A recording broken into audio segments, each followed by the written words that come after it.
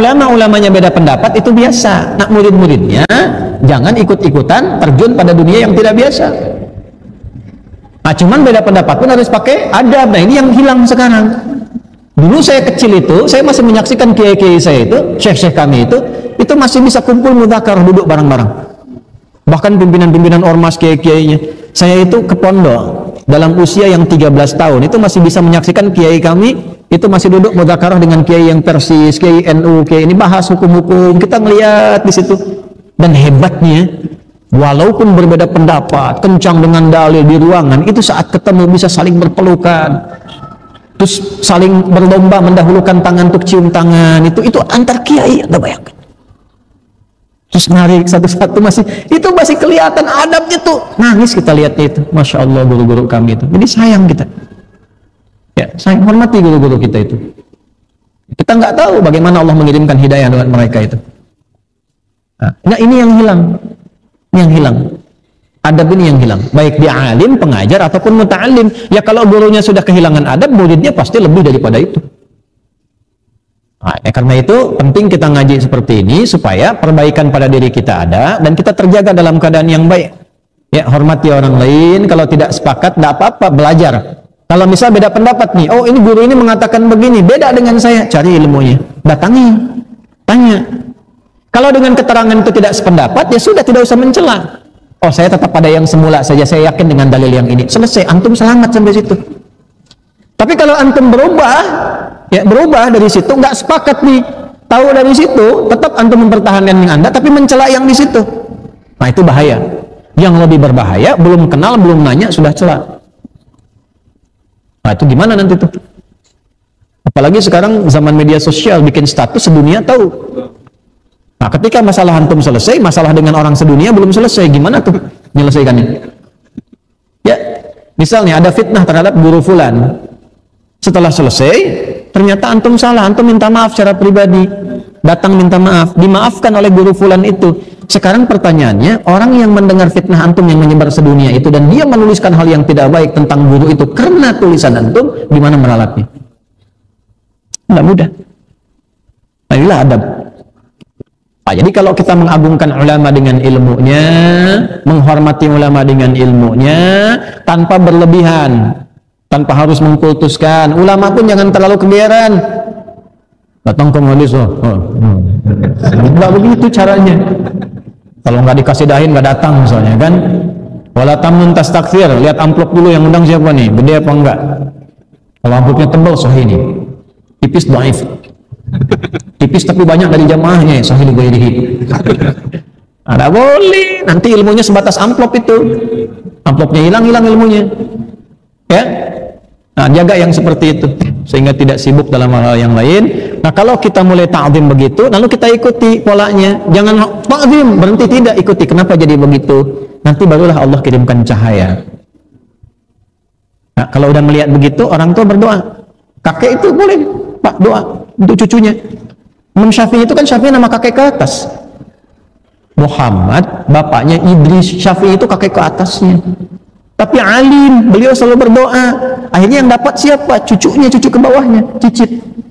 Ah, boleh jadi sekarang kakek antum berdoa nih, jadi ayah nih, belum punya anak, berdoa kalau pengen punya anak begini. Mungkin nyampainya ke cucu generasi pertama. Bisa. Gak ada yang hilang dari doa, Bu. Gak ada yang hilang. Ibu doa sekarang minta, ya Allah jadikan anak saya seperti Ustadz Fulan, solehnya demikian, ilmunya demikian. Boleh jadi satu di antara anak ada yang dapat. Kalau bukan anaknya, nyampe ke cucu, bisa begitu. Doa tuh begitu, nggak ada yang hilang dari doa sepanjang ikhlas. Nah, ini, jadi ulama tuh diikuti bukan hanya akhlaknya, bukan hanya ilmunya. Coba lihat bijaknya, bagaimana mendapatkan itu, tanya, mintakan, dan minta sama Allah. Nah, ini yang kita dapatkan dari pelajaran hari ini ya. Nabi sallallahu alaihi wasallam qala man 'azzama al-'alima fa innama yu'azzimu Allah ta'ala. Siapa yang menghormati seorang berilmu, mengagungkannya karena Allah, maka dia sedang mengagungkan Allah Subhanahu wa taala. Sepanjang ulama ini punya 4 kualifikasi tadi dan pewaris Nabi. Wa innamal ulama'a warathatul anbiya. Wa innamal ulama'u warathatul anbiya. Atau hadis lain innal ulama'a warathatul anbiya. Dari Ibnu Majah tersambung pada sahabat Ibnu Darda, Abu Darda radhiyallahu taala anhu. Ya, kalau ada ulama pewaris Nabi begini, jaga ilmunya, jaga.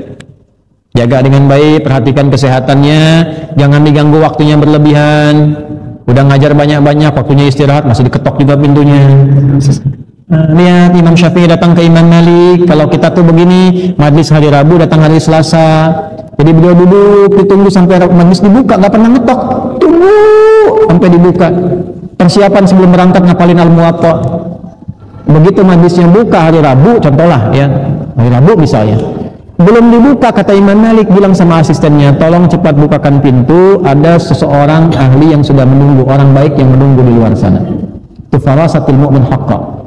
Firasat orang beriman aja, apalagi ulama, itu nyata. Kata Imam Malik, cepat buka, sudah ada yang lama nunggu di situ. Begitu dibuka, Imam Syafi'i begitu datang, apa yang kamu inginkan? Pengen belajar ini guru, kamu sudah punya apa? Saya hafal Al-Muwatta. Hafalin dulu karya gurunya, coba bacakan. Begitu dibaca, nah, Imam Malik berkomen, ittaqillah, tingkatkanlah takwamu kepada Allah karena engkau akan jadi bintang di masa depan. Firasat dulu, takwalah kepada Allah karena akan jadi bintang di masa depan. Ini ulama-ulama itu luar biasa.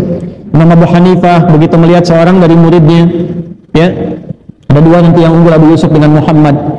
Tiba-tiba yang satu ini pintar, punya bakat, tapi ibunya, karena ayahnya sudah meninggal, ibunya minta bantu dia jualan kue. Jualan, tapi karena senang ilmu mampir ke majlis Imam Abu Hanifah, dengar-dengar satu kali hilang. Imam Abu Hanifah penasaran, mana anak ini, dia kan pintar. Ditemui ibunya. Begitu ketemu ibunya, kata ibunya begini, kenapa anda sibukkan anak saya di majlis anda? Kalau dia nggak jualan kue, kami nggak bisa hidup, kata ibunya. Maka kata Imam Abu Hanifah, berapa yang kau hasilkan untuk anak anda ini, untuk di rumah anda dalam sebulan? Sekian, sudah, ini saya berikan untuk sebulan, anak anda biarkan ngaji dengan saya. Kenapa bisa begitu? Karena dia akan nanti menikmati kue dan gelas yang indah di samping raja. Benarkah demikian? Wallahu a'lam. Kemudian belajarlah dengan Imam Abu Hanifah. Setelah dewasa, Imam Abu Hanifah meninggal, jadi mufti besar. Ternyata satu saat beliau jadi penasehat raja, duduk di samping raja, dihidangkan kue yang sangat nikmat dan gelas minuman yang pernah disampaikan Imam Abu Hanifah di masa lalu. Maka ketika itulah menangis imam besar ini, dan ketika ditanya kenapa, karena guru saya pernah mengatakan dulu saya akan duduk dalam suasana ini, dihidangkan kue dan ada minuman yang sangat indah.